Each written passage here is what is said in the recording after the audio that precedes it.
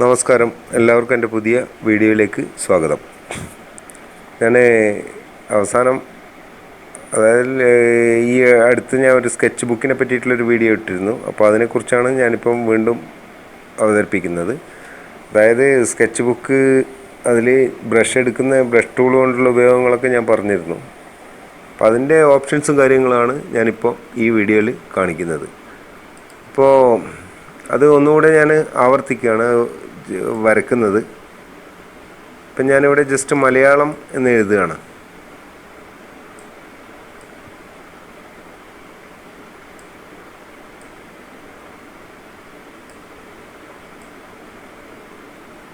ഇപ്പോൾ ഒരു കാലിഗ്രാഫിക് സ്റ്റൈലിൽ അത് നമുക്ക് കിട്ടുന്നുണ്ട് മലയാളം. അപ്പോൾ അതെങ്ങനെയാണെന്നുള്ളതാണ് ഞാൻ ഈ വീഡിയോയിൽ പറയുന്നത്. അതിനു മുമ്പായിട്ട് ഇവിടെ ഇപ്പോൾ നമ്മൾ സ്കെച്ച് ബുക്ക് ആദ്യമായിട്ട് ഇൻസ്റ്റാൾ ചെയ്ത് കഴിഞ്ഞാൽ ഒരുപാട് വിൻഡോസ് കാണും. അപ്പോൾ ഏത് വിൻഡോ ആയാലും അതിന് മുകളിലായിട്ട് ഒരു റെഡ് ബട്ടൺ കാണിക്കും. ഇപ്പോൾ നിങ്ങൾക്ക് കാണാവുന്നതാണ്. ഞാൻ ഇവിടെ ഈ മൗസ് പോയിൻ്റർ വെക്കുന്ന സമയത്ത് അവിടെ ഒരു റെഡ് ബട്ടൺ, ഒരു റൗണ്ട് ബട്ടൺ കാണിക്കുന്നുണ്ട്. എല്ലാത്തിനും ഉണ്ട് ആ റൗണ്ട് ബട്ടൺ. അത് നമുക്ക് ആവശ്യമില്ലാത്ത വിൻഡോസ് നമുക്ക് ആ റെഡ് ബട്ടൺ ക്ലിക്ക് ചെയ്താൽ അതങ്ങ് പോകും. ഇപ്പോൾ ഈ വിൻഡോ ഞാൻ ഒഴിവാക്കാന്ന്. അപ്പോൾ ആ ബ്രഷ് പാലറ്റിൻ്റെ വിൻഡോ അങ്ങ് പോയി കഴിഞ്ഞാൽ അതിപ്പോൾ വീണ്ടും തിരിച്ചെടുക്കണം എന്നുണ്ടെങ്കിൽ ഇവിടെ മുകളിൽ ബ്രഷ് പാലറ്റ് എന്ന് പറഞ്ഞ് ഒരു ഓപ്ഷൻ കൊടുത്തിട്ടുണ്ട്. അവിടെ ക്ലിക്ക് ചെയ്താൽ അത് വീണ്ടും വരും.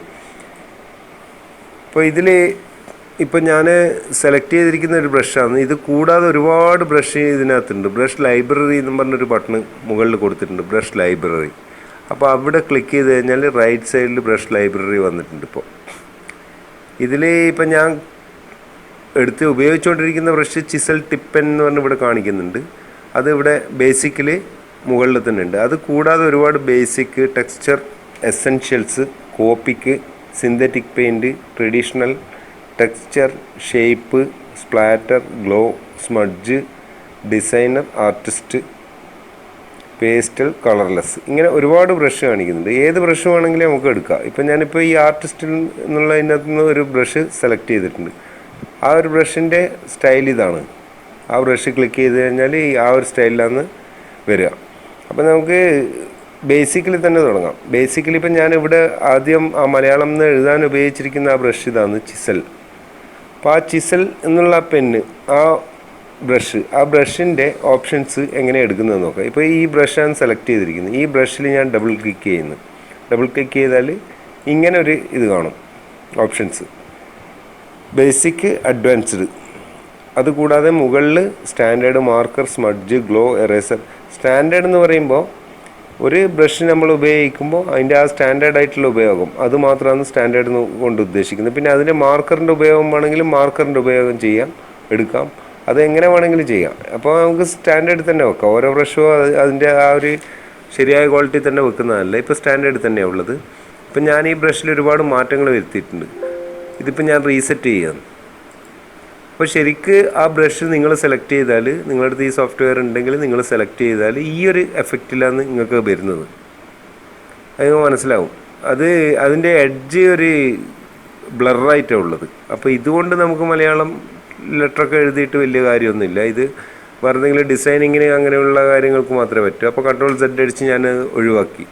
ഇപ്പോൾ ബേസിക് ഇതാണ് എടുത്തിരിക്കുന്നത്, ചിസൽ ടിപ്പെന്ന്. അപ്പോൾ അതിൻ്റെ സൈസ് കൂട്ടുന്നത് ഇവിടെയാണ്. ഈ ബട്ടണ് കുറച്ച് അങ്ങോട്ടും ഇങ്ങോട്ടും ആക്കുമ്പോൾ നിങ്ങൾക്ക് മനസ്സിലാവും. അതിൻ്റെ ഓപ്പോസിറ്റി കുറച്ച് കഴിഞ്ഞാൽ തീരെ ഉണ്ടാവില്ല. അപ്പോൾ ഓപ്പോസിറ്റി ഫുൾ 100ൽ വെക്കുക.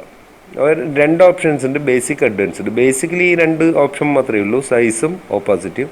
അഡ്വാൻസ്ഡിൽ പോയി കഴിഞ്ഞാൽ സൈസ് വിത്ത് ഹെവി പ്രഷർ, അതായത് ഹെവി പ്രഷർ, ലൈറ്റ് പ്രഷർ, അതിൻ്റെയൊക്കെ ഓപ്ഷൻസ് അവിടെ കൊടുത്തിട്ടുണ്ട്. അപ്പോൾ നമുക്ക് അതൊന്നും ആവശ്യമില്ല. നമുക്ക് സ്പേസിങ്, റൗണ്ട്നെസ്, റൊട്ടേഷൻ, ഇതിങ്ങൾ ഓരോന്നും ചെറുതായിട്ട് അങ്ങോട്ടും ഇങ്ങോട്ടും മാറ്റി നോക്കിയാൽ നിങ്ങൾക്ക് തന്നെ മനസ്സിലാവുന്നതേ ഉള്ളൂ എന്തൊക്കെയാണ് സംഭവം. ഇതിലിപ്പോൾ നമ്മളിപ്പോൾ ഈ എഡ്ജ് എന്ന് പറയുന്നതിൽ സോഫ്റ്റ്, ഷാർപ്പ് ഉണ്ട്. അപ്പോൾ അത് ഷാർപ്പ് കൊടുക്കണം. ഷാർപ്പ് കൊടുത്താൽ മാത്രമേ നമുക്ക് ആ എഡ്ജ് വളരെ ഷാർപ്പായിട്ട് കിട്ടും. ഓക്കെ. പിന്നെ ലൈറ്റ് പ്രഷർ, ഹെവി പ്രഷറൊക്കെ നമുക്ക് വേണമെങ്കിൽ കൂട്ടി കൊടുക്കാം. ഇപ്പോൾ ഇതിങ്ങനെ കൊടുത്തിട്ടുണ്ട് ഞാൻ. ഈ സൈസ് വിത്ത് ഹെവി പ്രഷറും സൈസ് വിത്ത് ലൈറ്റ് പ്രഷറും ഫുള്ളിൽ വെച്ചിരിക്കുന്നു. അതിനുശേഷം ഞാൻ ബേസിക് എടുത്ത് സൈസ് ഇത്തിരി കുറച്ചു. ഇനി അത് ക്ലോസ് ചെയ്തു. നമുക്ക് അതിൻ്റെ ആ ബ്രഷിൻ്റെ ഓപ്ഷൻസ് കിട്ടണമെന്നുണ്ടെങ്കിൽ നമ്മൾ ഏത് ബ്രഷാണ് സെലക്ട് ചെയ്യുന്ന ആ ബ്രഷിൻ്റെ ഓപ്ഷൻസ് ഇവിടെ ഡബിൾ ക്ലിക്ക് ചെയ്ത് കഴിഞ്ഞാൽ റൈറ്റ് സൈഡിൽ കാണിക്കുന്നതാണ്. അപ്പം ഞാനിപ്പോൾ സെലക്ട് ചെയ്തിരിക്കുന്ന ബ്രഷ് ഇതാണ്. ഇതിൻ്റെതാണ് സെറ്റിംഗ് ഒക്കെ ഞാൻ പറഞ്ഞു തന്നത്. അതുപോലെ തന്നെ മറ്റുള്ള എല്ലാ ബ്രഷിൻ്റെ സെറ്റിങ്ങും അങ്ങനെ തന്നെയാണ് ഞാനിപ്പോൾ കാണിച്ചു തന്നതുപോലെ. അപ്പോൾ ഇതിപ്പോൾ ഞാൻ സെലക്ട് ചെയ്തിട്ടുണ്ട്. സെലക്ട് ചെയ്തതിന് ശേഷം ഞാനിപ്പോൾ മലയാളം എന്ന് ആദ്യം എഴുതിയില്ലേ, അപ്പോൾ വെറും ജസ്റ്റ് ഒരു മാത്രമേ ഞാൻ കൊടുക്കുന്നുണ്ട്. ഇത് ഇത്രയും ഫിനിഷിങ്ങിൽ വരുന്നത് ഞാനിവിടെ ഒരു മുകളിൽ ഒരു ബട്ടൺ ഓണാക്കി വെച്ചിട്ടുണ്ട്. ഇപ്പോൾ അത് ഓഫിൽ വെച്ചുകൊണ്ട് ഞാൻ വരക്കാം. മലയാളം ജസ്റ്റ് മാത്രം ഞാൻ എഴുതുന്നുണ്ട്. അതിന് മാറ്റമൊന്നും വരുന്നില്ല. അത് നമ്മൾ വരച്ച് കഴിഞ്ഞാൽ അത്ര വലിയ എഡ്ജ് ഷാർപ്പോ അതോ ഇതോ ഒന്നുമില്ല. നമ്മൾ എങ്ങനെയാണ് വരച്ചിരിക്കുന്നത് അതുപോലെയാണ് വരുന്നത്. അപ്പം മൗസ് നമ്മൾ ഇതിലും പെർഫെക്റ്റ് ആയിട്ടൊന്നും മൗസ് നമുക്ക് ഉപയോഗിക്കാൻ പറ്റില്ല. അതുകൊണ്ട് തന്നെ ഇതിപ്പോൾ ഞാൻ Ctrl Z അടിച്ച് അത് ഒഴിവാക്കി അതിന് ശേഷം മുകളിൽ പ്രെഡിക്റ്റീവ് സ്ട്രോക്ക് എന്നും പറഞ്ഞൊരു ഓപ്ഷൻ ഉണ്ട്. പ്രെഡിക്റ്റീവ് സ്ട്രോക്ക് ഒരു റൗണ്ട് കാണാം. അത് ക്ലിക്ക് ചെയ്ത് വെക്കുക. അത് ക്ലിക്ക് ചെയ്ത് വെച്ചാൽ അവിടെ ബ്ലൂ കളർ വന്നിട്ടുണ്ട്. അതിന് ശേഷം നിങ്ങൾ ഇതിപ്പോൾ ഞാൻ ഇത്രയും കൂടെ സൈസ് കൂട്ടുകയാണ് ആ സ്ട്രോക്കിൻ്റെ. എന്നിട്ട് അത് ക്ലോസ് ചെയ്ത് അതിനുശേഷം നിങ്ങൾ ഈ പ്രെഡിക്റ്റീവ് ടെക്സ്റ്റ് ഓൺ ചെയ്ത് വെച്ചതിന് ശേഷം ഇത് ജസ്റ്റ് മലയാളം എന്നുള്ളത് ഇപ്പോൾ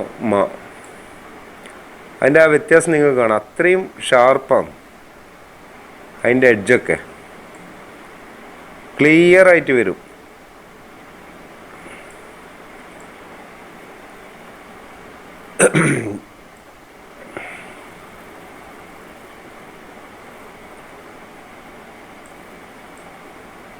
ഇപ്പം മലയാളം ഇത് എഴുതിയിട്ടുണ്ട് ഞാൻ.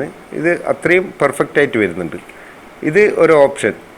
അത് കൂടാതെ അതിന് ഈ റൗണ്ടിന് തൊട്ടടുത്ത് തന്നെ വേറൊന്നുണ്ട്, സ്റ്റഡി സ്ട്രോക്ക് ക്ലിക്ക് ചെയ്ത് കഴിഞ്ഞാൽ ഇവിടെ ഒരു ഓപ്ഷൻ വരുന്നത് കാണാം. ഈ ഓപ്ഷനിൽ ഇതിപ്പോൾ 46 ഉണ്ട്. ഇപ്പോൾ 0 നമുക്ക് എത്ര വേണമെങ്കിലും കൂട്ടിക്കൊടുക്കാം. അപ്പോൾ ഇതിൻ്റെ ഉപയോഗം എന്താണെന്ന് വെച്ചാൽ നമ്മൾ ഒരു സംഭവം വരക്കാൻ തുടങ്ങുമ്പോൾ ആ സ്പോട്ടിൽ തന്നെ അതിൻ്റെ മാർക്കിങ് വരില്ല. അത് ഒരു ഇത്തിരി സമയം എടുത്തിട്ട് വരും. അത് നിങ്ങൾക്ക് ഞാൻ വരക്കുമ്പോൾ നിങ്ങൾക്ക് മനസ്സിലാവും. ഒരു റെഡ് ലൈന് വരുന്ന കാണാം. അപ്പോൾ നമുക്ക് ആവശ്യത്തിന് സമയമെടുത്ത് വളരെ പതുക്കെ നോക്കി ഏത് മോഡൽ ലെറ്റർ വേണമെങ്കിലും നമുക്ക് വരച്ചെടുക്കാൻ പറ്റും. അതാണ് ഈ ഒരു ഓപ്ഷൻ കൊണ്ടുള്ള ഉപകാരം. ഇപ്പം എനിക്ക് വലുതായിട്ട് വരക്കാനൊന്നും അറിയാത്ത ആളാണ് ഞാൻ എൻ്റെ കൈക്കൊരു വഴങ്ങുന്ന മാതിരിയുള്ളൊരു ലെറ്റർ വരച്ചെന്നേ ഉള്ളൂ. അപ്പോൾ നിങ്ങൾ കൂടുതലായിട്ട് മൗസിൽ അതായത് ഒരു ആർട്ടുമായിട്ട് ബന്ധമുള്ളവർക്ക് കുറച്ചുകൂടെ നന്നായിട്ട് വരക്കാൻ പറ്റും ഞാൻ വരക്കുന്നതിനേക്കാളും. അപ്പോൾ ഇതിപ്പോൾ ഞാൻ 51 കൊടുത്തിരിക്കുന്നത്. അത് 200 കൊടുത്തിട്ടുണ്ട്. 200 കൊടുത്ത് അത്രയും സമയം എടുക്കും അത് വരണമെങ്കിൽ. ഒരു റെഡ് ലൈന് കാണാം, നിങ്ങൾ സൂക്ഷിച്ച് നോക്കിയാൽ ഒരു റെഡ് ലൈന് കാണാം. അപ്പോൾ ആ 200-ലേക്കെല്ലാം കൊടുത്തു കഴിഞ്ഞാൽ ഒരുപാട് ടൈം എടുക്കും. ഇത് നമ്മൾ ഉദ്ദേശിക്കുന്ന ആ സ്ഥലത്തേക്ക് എടുക്കാം. പക്ഷെ കേവ് എടുക്കാനൊക്കെ ഒരുപാട് സൗകര്യങ്ങളുണ്ട് ഇങ്ങനെയുള്ളൊരു ഓപ്ഷൻ ഉള്ളതുകൊണ്ട്.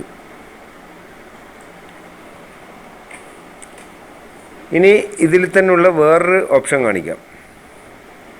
മൂന്നാമത് ഇവിടെ കൊടുത്തിട്ടുണ്ട് സിമ്മെട്രി എന്ന് പറഞ്ഞാൽ നമ്മളെ കോറൽ ഡ്രോയിലും ഉണ്ട് സിമ്മെട്രി. പക്ഷെ അത് ഒരു കോറൽ ഡ്രോ 7-ലില്ല, 8-ന് ശേഷമുള്ളത് കോറൽ ഡ്രോയിൽ സിമ്മെട്രി ടൂള് വരുന്നുണ്ട്. ഇപ്പം ഞാൻ സിമ്മെട്രി ഓണാക്കി വെച്ചിരിക്കാം. സിമ്മെട്രി ഓണാക്കി കഴിഞ്ഞാൽ സെൻട്രലൊരു ലൈന് വരുന്ന കാണാം. അപ്പം ഞാനിപ്പോൾ ജസ്റ്റ് ഈ ലെഫ്റ്റ് സൈഡിൽ ഞാൻ ഒരു ഡിസൈൻ ഇങ്ങനെ വരച്ച് വരികയാണ്. അപ്പോൾ അതിൻ്റെ അതേ ഡിസൈൻ ഇപ്പോൾ റൈറ്റിലും വരും.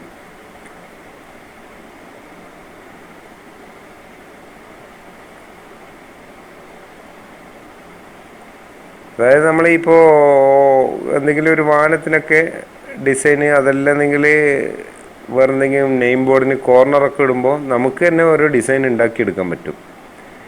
ഇതിപ്പം ഞാൻ കാണിക്കുന്നത് സ്കെച്ചിൽ കാണിക്കുന്നതാണ്. ഈ സ്കെച്ചിൽ നിന്ന് അത് കോപ്പി ചെയ്തിട്ട് കോറൽ ഡ്രോയിൽ കൊണ്ടുപോയി എങ്ങനെ ചെയ്യണം എന്നുള്ളത് ഞാൻ അടുത്ത വീഡിയോയിൽ കാണിക്കുന്നതാണ്. അപ്പോൾ ഇപ്പോൾ 3 ഓപ്ഷൻസ് ഞാൻ പറഞ്ഞിട്ടുണ്ട്. എല്ലാ കാര്യങ്ങളും ഇപ്പം തന്നെ പറയാൻ പറ്റില്ല, കാരണം സമയം അത്രയും ടൈം വീഡിയോ നീണ്ടു നിൽക്കും.